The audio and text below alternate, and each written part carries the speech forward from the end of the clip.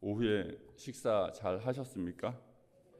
이 시간이 제일 졸리는 시간이라서 제일 긴장되는 시간입니다. 어떻게 하면 안 졸게 우리 성도님도 안 졸고 듣게 할 수 있을까 항상 고민이 많은 시간입니다. 여러분, 하나님께서 우리를 사랑하셔서 우리를 인도하시고 우리를 기뻐하시고 우리에게 복을 주십니다. 그런데 그 복이 어떨 때는 시험으로 다가올 때가 있습니다. 그 복이 어떨 때는 복으로 위장된 시험일 때가 있습니다. 그걸 잘 분별해야 됩니다. 우리가 이제 신명기에 보면 모세가 그렇게 이야기하죠. 여순이 배부름에 살찜에 하나님을 발로 차버렸대요. 여러분, 우리의 본성이 그와 같습니다.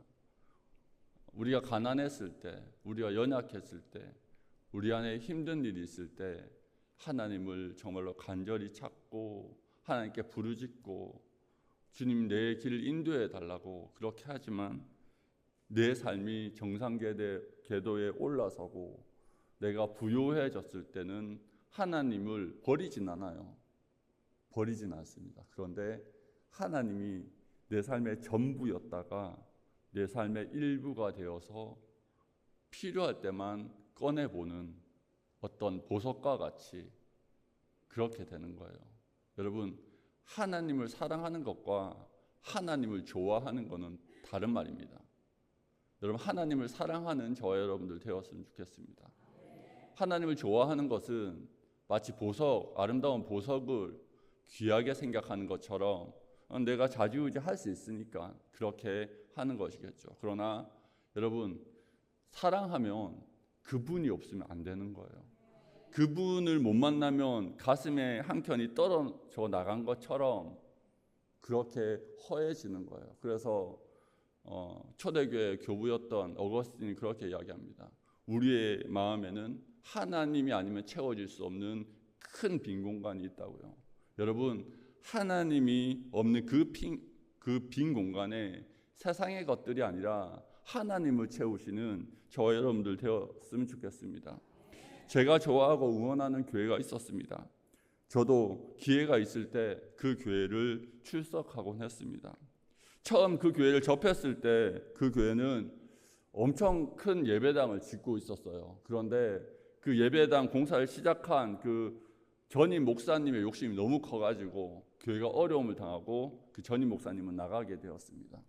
그리고 그 다음에 후임 목사님이 오셨는데 새로 부임한 목사님은 이 교회를 정상화시키기 위해서 정말로 말씀과 기도에 최선을 다하고 성도들도 손발을 걷어붙이고 교회의 정상화를 위해서 기도하고 금식하고 헌금을 내고 온전히 헌신했던 교회였습니다.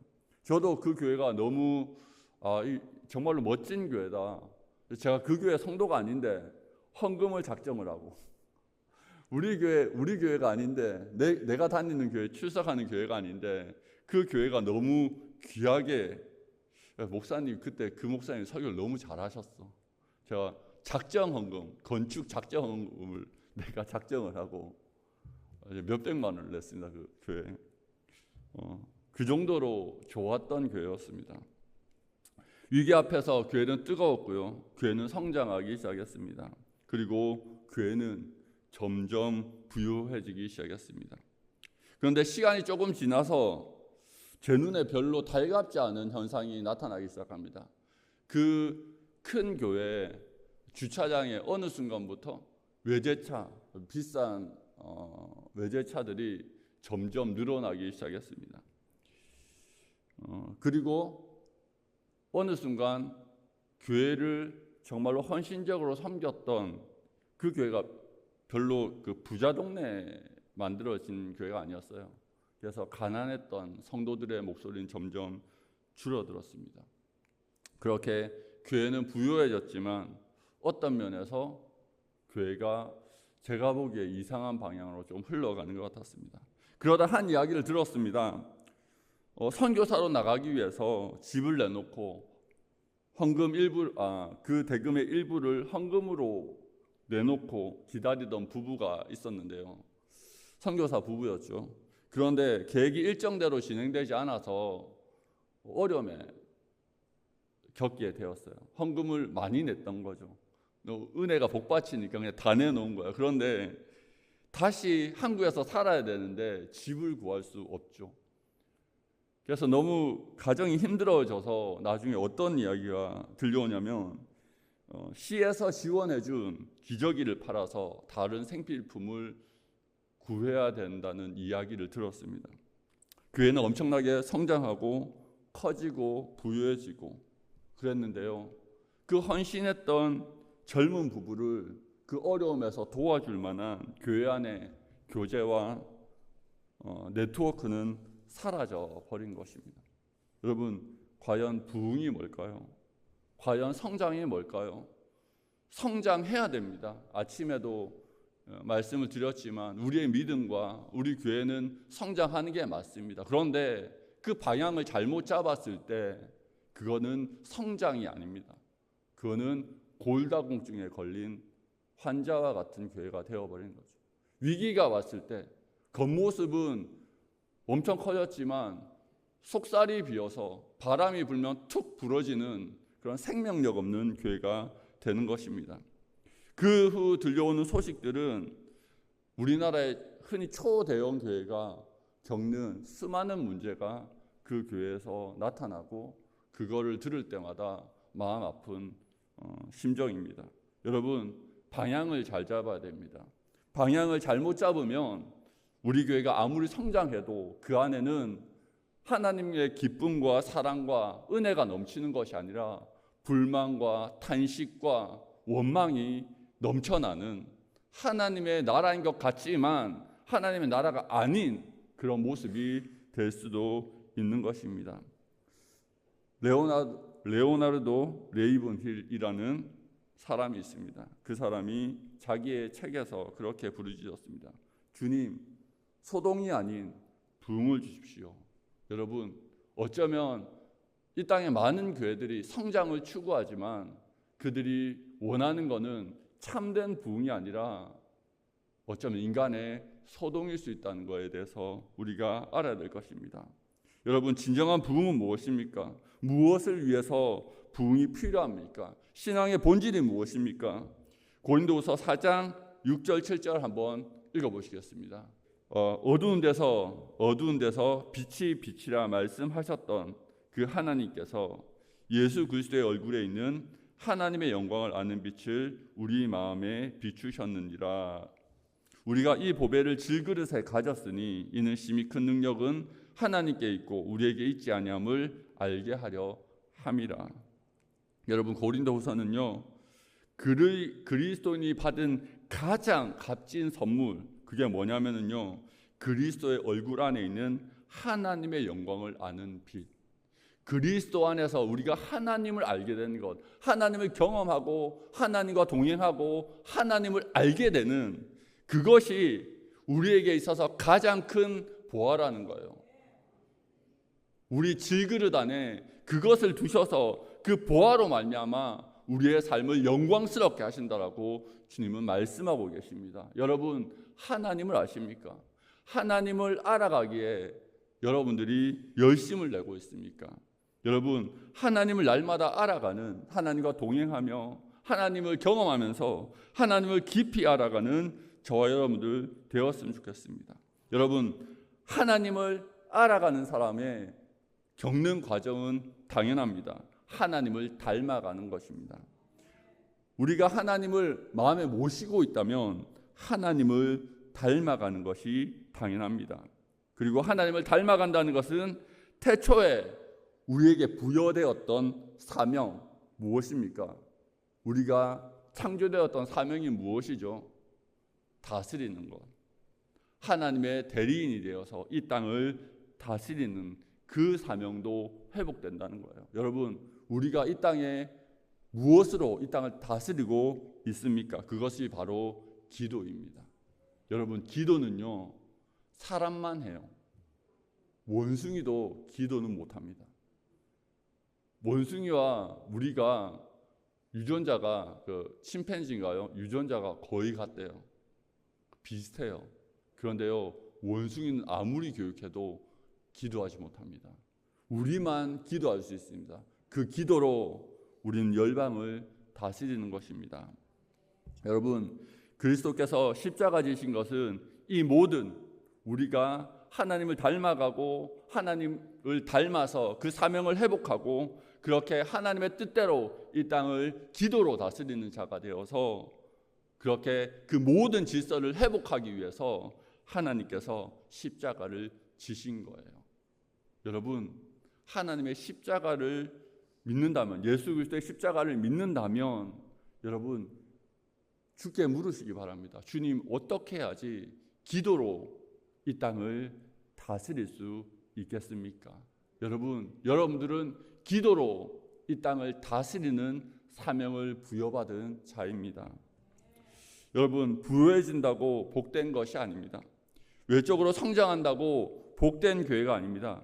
어쩌면 그것은 아까 말씀드렸다시피 시험일 수 있습니다. 솔로몬은 하나님께 지혜와 부귀영화를 받았습니다. 그것을 이용하고 누리고 그리고 관리하다가 주님이 주신 것을 관리하다가 그것을 주신 주님을 잃어버렸습니다. 여러분, 우리의 인생이 주님이 주신 것을 관리하다가 하나님을 잃어버리는 불쌍한 인생이 되지 않기를 축복합니다. 반대로 베드로는 어떻습니까? 베드로는 예수님의 지시대로 깊은 곳에 가서 그물을 내렸습니다. 그물이 찢어질 만큼 물고기를 잡았는데 그는 그 순간 물고기에 주목하지 않습니다. 그는 그 일을 행하신 그리스도께 집중합니다. 그리고 기도합니다. 주여, 나를 떠나소서. 나는 죄인입니다. 여러분, 베드로는요 솔로몬과 달랐어요.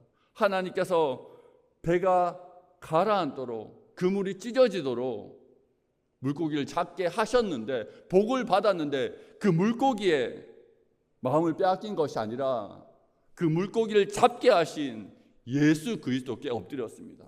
여러분의 신앙이 축복을 하고 나한테 주어졌을 때 그것에 집중해서 그것을 이걸 어떻게 관리하지가 아니고 그것을 나에게 허락하신 주님께 무릎 꿇고 주님의 뜻을 묻는 저와 여러분들 되었으면 좋겠습니다.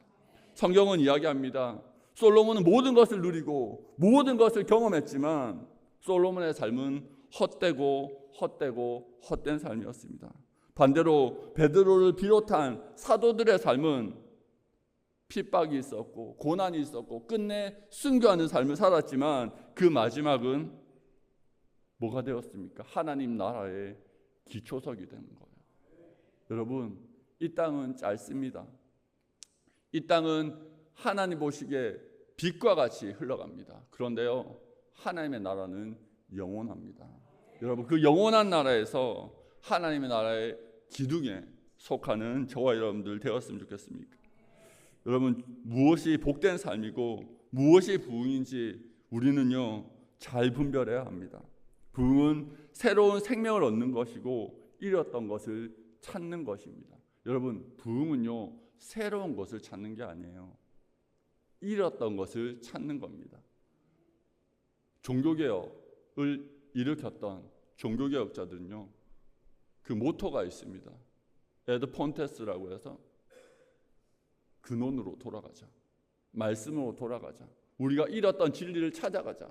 여러분, 부흥은요 새로운 것들, 새로운 방법들을 찾아내는 것이 아니라 우리가 지금까지 너무 열심히 살다가 열심히 달려오다가 길에서 떨어뜨린 그것을 다시 찾아서 마음에 품고 하루하루 순종하는 삶을 사는 것이 부흥의 시작인 줄 믿습니다.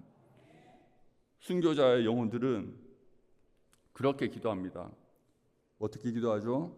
한번 읽어볼까요? 10절에 한번 읽어보겠습니다. 시작.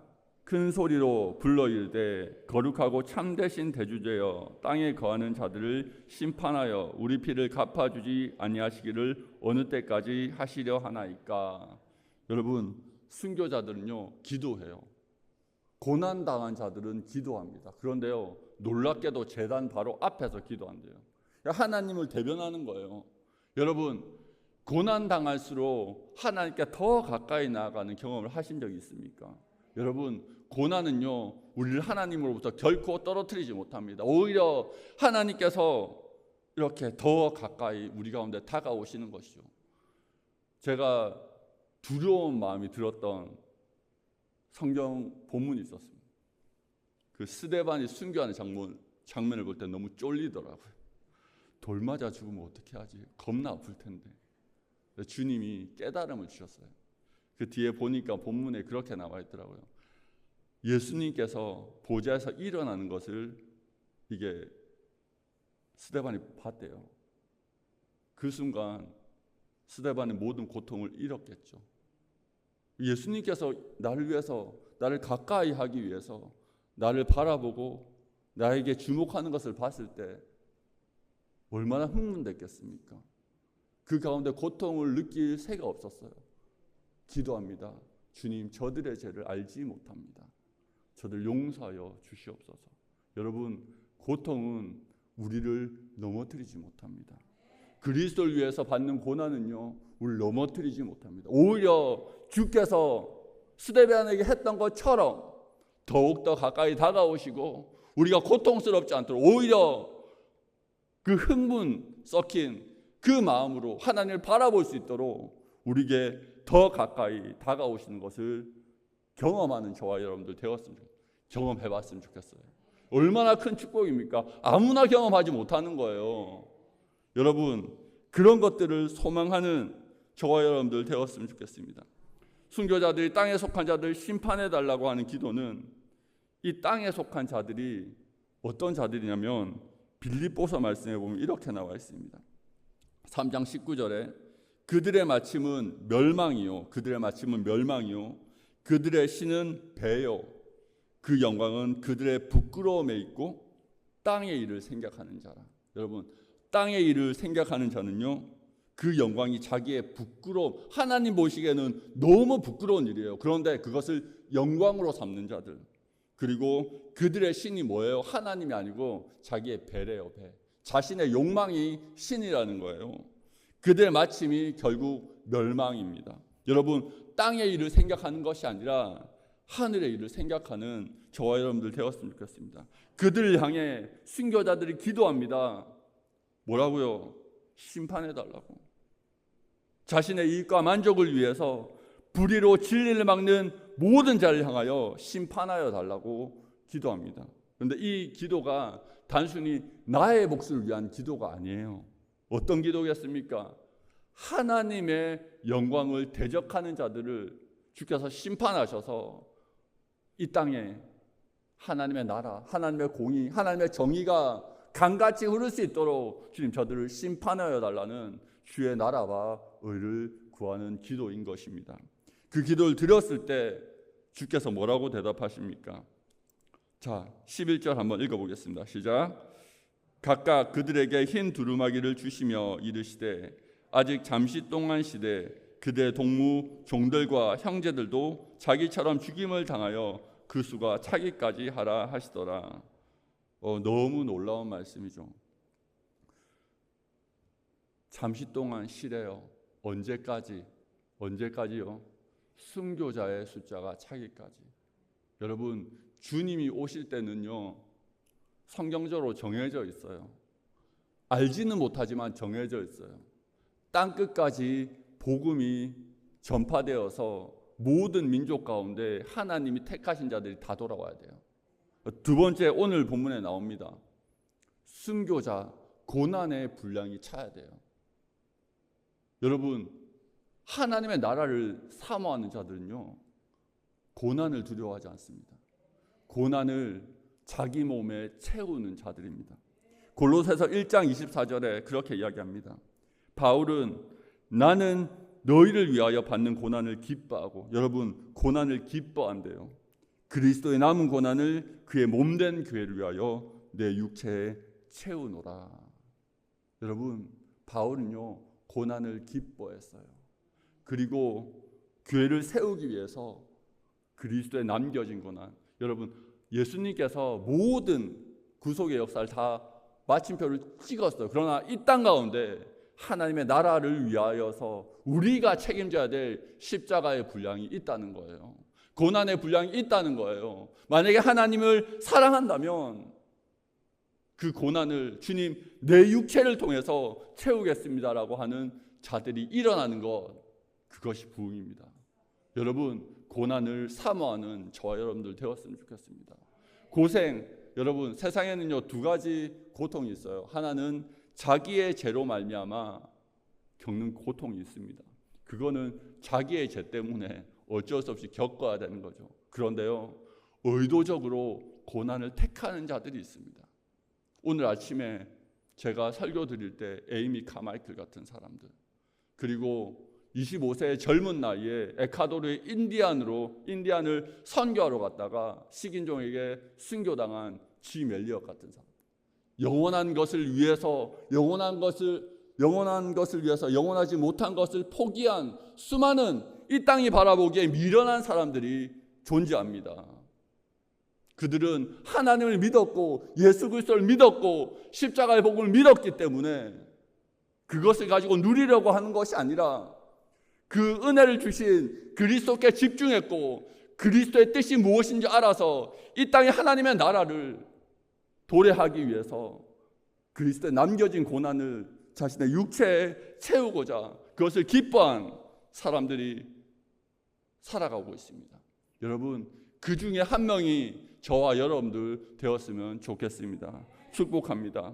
여러분, 바울은 자기가 감당해야 될 그 고난, 그것이 남아있음을 알았습니다. 그리고 오늘 본문에도 그 장로들 중에 한 명이 이 말하는 것이 같은 뜻인 거죠. 오늘의 말씀에 순교자의 숫자가 차야 된다는 것은 우리에게 많은 것들을 알려주고 있습니다. 바울은 자신이 당하는 고난을 그리스도의 남 고난이라고 칭하면서 그리스도와 함께 거하고 동행하기를 기뻐했습니다. 여러분, 많은 사람들이 복과 저주를 오해할 때가 있습니다. 내가 하나님을 믿다가 혹시 내가 하나님께 순종했는데 일이 꼬이면 내가 잘못 선택한 것이 아닌가라고 오해를 합니다. 여러분, 성경은 정반대의 이야기를 하고 있습니다. 네가 순종을 선택했기 때문에 네가 고난받는 거야. 왜 그래요? 세상은 우리를 미워해요. 예수님께서 말씀하셨어요. 너희가 세상에 속하였다면 세상이 너희를 사랑할 터이나 너희가 나에게 속하였기 때문에 세상이 너희를 미워할 거야. 여러분, 그리스도인에게, 참된 그리스도인에게 고통은요, 고난은요, 환난은요 어떤 값이라고요? 기본값이에요. 주께서 우리에게 안식을 주십니다. 쉼을 주십니다. 그러나 더불어 때가 될 때, 우리가 필요하실 때 우리를 고난 가운데, 그분의 일 가운데 동참시키시는 주님이신 줄 믿습니다. 오늘 그렇게 이야기하죠. 그 순교당한 영혼들에게 하나님께서 주시는 것이 무엇이냐면 흰 두루마리를 주세요. 흰 두루마리. 이 흰 두루마리가 정말로 중요한 겁니다. 7장에 보면은 그렇게 나와 있어요. 7장에 보면은 주님, 이 흰 옷을 입은 사람이 어떤 사람들입니까? 라고 물어봐요, 요한이. 그때 장로 중에 한 명이 대답합니다. 이 사람들은 환난 가운데서 나오는 자들인데 어린 양의 그 피를 씻어 그 옷을 희게 하였다고. 여러분, 환난 가운데, 고난 가운데 주님과 동행하는 자들에게 주님은 흰 옷을 주십니다. 그리고 그 흰 옷이 있어야지만 천국 잔치에 참여하게 되는 거죠. 주님과 동행하고 그 동행하는 가운데, 고난 가운데, 환난 가운데 주님의 뜻을 붙들고 씨름하는 자는요, 반드시 주께서 택한 자에게 허락하시는 그 흰옷을 허락하실 줄 믿습니다. 마지막으로 살펴볼 것은 그냥 순교자의 기도가 사라진 게 아니에요. 12절부터 보면 이 땅에 심판이 임하는 모습이 나옵니다. 순교자의 기도는 사라지지 않습니다. 고난당한 자의 기도는 결코 헛되지 않습니다.